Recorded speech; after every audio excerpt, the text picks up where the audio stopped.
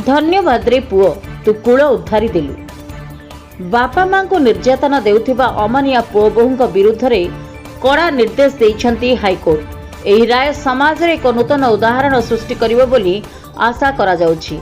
एही घटनाटी घटी जाइछि राउरकेला सहरर डेली मार्केट अंचल रे ओ जीवनर शेष पर्याय रे बापा मां चाहंती केवल स्नेह सम्मान और सुरक्षा, किंतु केतक संतान निज जन्मदाता को मानसिक और शारीरिक निर्यातना देई समाजर मूल्यबोध को आघात पहुंचाउछंती। एपरी घटना को गुरुत्वर सहकारे नहीं हाईकोर्ट स्पष्ट करिसंती वृद्ध अभिभावकों अधिकार सुरक्षित रहिबा उचित। आईन ज्ञानी मानक कहवा अनुसार वृद्ध अभिभावकों को निर्यातना देवा एक दंडनीय अपराध। संतान माने माता पिता को देखाशुना करने आईनगत नैतिक दायित्व। कोर्ट को एक कड़ा सुरक्षा समाज रे एक स्पष्ट संदेश देउछि जो माने निज बापा मां को सम्मान करिवे किंबा निर्यातना देवे सेमानको आईन कठोर पदक्षेपर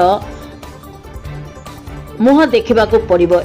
यह अन्य अमानिया पुओ बोहूंक पई एक सतर्क वार्ता भावे काम करिबो। समाजर मूल भित्ति होचंती परिवार। बापा मां को सम्मान और सुरक्षा रक्षा करने समस्तंकर दायित्व। हाईकोर्ट को राय निश्चित भावे समाज रे सचेतनता बढ़ाइबो और भविष्य में एपरी घटना को रोकबारे साहाय्य करिबो। Rourkela Sai Prince Mahapatra report, Republic Odisha, साधारण लोकंक स्वर।